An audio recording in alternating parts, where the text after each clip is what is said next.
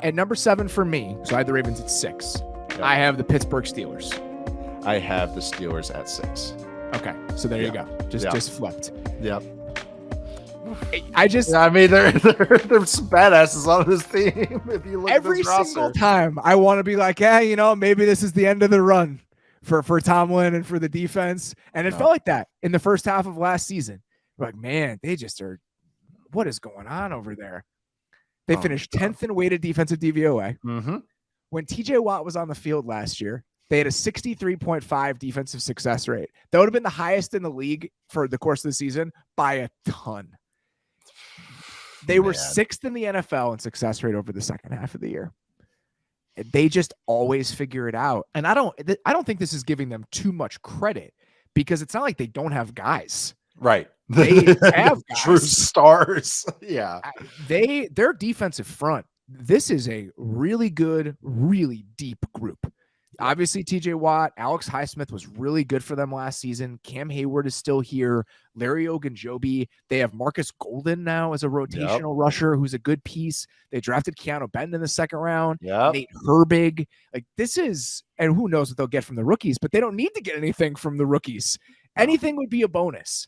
So those guys up front and Minka, and I think that they have a chance to be really good again. I do too. I said, my first note was just, I really, really like this defense. I like, man, even if they're starting a second round rookie and an AARP member at corner, like I still like him. I'm still optimistic about this defense because if there's one staff that knows how to hide corners, it's been the Steelers for years. It's so true. It's a really good point. That's why it's like most staffs, but they did invest, they did take a second round, Joey Porter Jr. and everything, but it's also just, they know how to hide their weaknesses year in, year out. Butler in the past and Tomlin, and they had Flores last year, but just no matter who was on that defensive staff with Tomlin, is they will find the best ways to make their guys look good. They just know how to unlock it. There's just little twists that they do every single year. So that's why even if I have some question marks, okay, Cole Holmcomb at linebacker, I like him.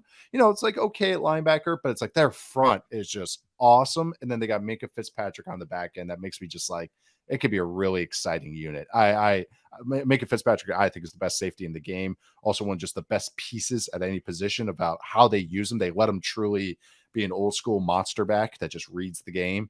And then now they have 5 dudes that can get after the passer. It's cool. It's a cool unit I think is gonna be really aggressive. And I think I have them at 6, and I had to fight tonight, even put them in the top 5 because I'm very bullish on this unit. They could easily be better. The only thing that's giving me pause is like the question at corner. Is like one of the corner spots.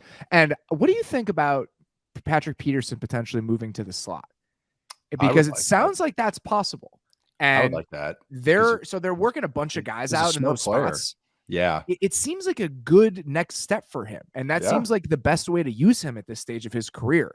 Yeah. Especially if they don't live in man much anymore. So like that's the thing. Patrick Pearson can stick on, even his athleticism is eroded because he's smart.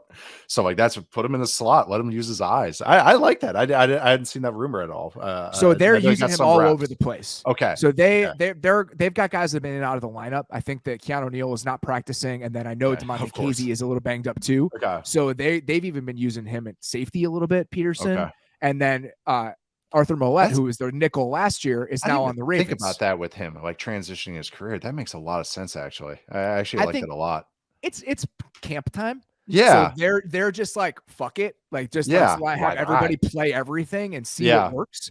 But if it shakes out where Joey Porter Jr., who they drafted in the second round with the pick that they traded for Chase Claypool, I was wondering if you're going to include that little piece of information there.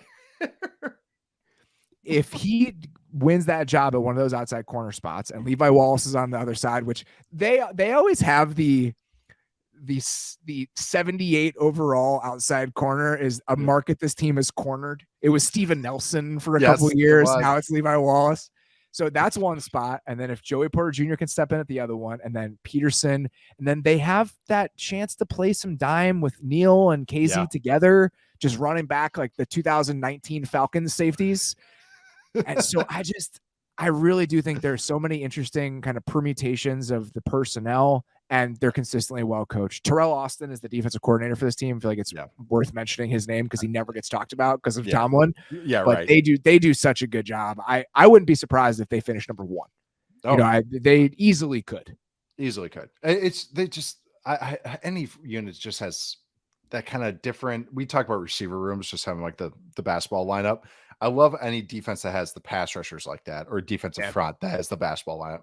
Just the freaks and the ass kickers and the maulers, just all different types. We talk about the Titans kind of have just a bunch of like glorified pocket pushers, or the Patriots or anything like that, or the 49ers are a bunch of banshees. It's like what's cool about the Steelers front is that they got kind of brawn, brains, and athleticism. Like they just got a little bit of everything, and it's really fun. I'm glad he brought up Marcus Golden too, because he's kind of always been a underlying metric darling as far as a pass rusher, and it's now he's your 4th, 5th best pass rusher, and just usually he's been second or third. Is effective, and you pay him like I bet they're paying him less than $5 million this year. What do you think Marcus Golden's making in 2023?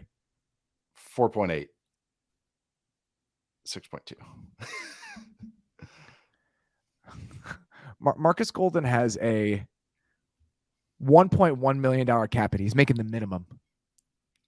How's Marcus Golden getting the minimum? If it's like, I don't know, just film wise, he's been a legit pressure guy, like even film or metrics wise, he's like just a guy that's got that Cardinal stink on him. That's probably the only reason. That's a real thing. Cardinal stink on him.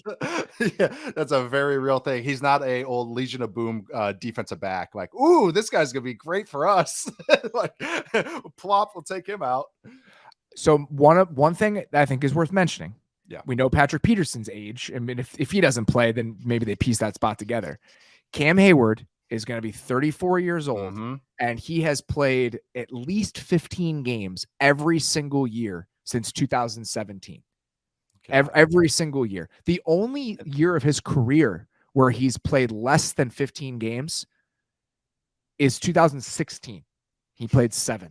Every other year, 16, 16, 16, 16, 16, 15, 16, 16, 15, 17, 17.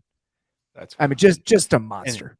And he runs down the ball every snap. So like if the run goes the opposite of his side, he still chases the ball down to the sideline. Like his effort at this age is at that size, it's rare. It's rare. Like that's the leader you want when you got your gray-haired, big-ass defensive lineman running the ball down 30, running the ball carry down 30 yards down the field. That sets the tone for an entire unit. Steelers camp is crazy. Like it's the Fury Road. Yeah. Yes. Yeah. That's exactly what it feels like. Mike Tomlin, they walk down the hill. They walk down this long hill to get to practice. And Mike Tomlin might as well be the Doof Warrior with the guitar as he walks down that hill every single day. And the reason I wanted to mention that is remember being there last year, and Cam Hayward, and I can't remember who else it was. It might have been Minka. They were just talking unbelievable amounts of shit to like Deontay Johnson. And so much shit at those practices ever since I was there. He's 33 years old, and he's just on the sideline during a random training camp practice on August 9th when it's 88 degrees outside, just talking so much shit. And the fact that those are the guys who set your culture, it matters so much. Yes. It just matters so much when your best players are wired that way. And I think that's when you try to figure out why are they just the Teddy KGB thing, just hanging around. That's why. It's because of that. And I think that element, plus again, a lot of the talent that they have, just lends me to bet on them.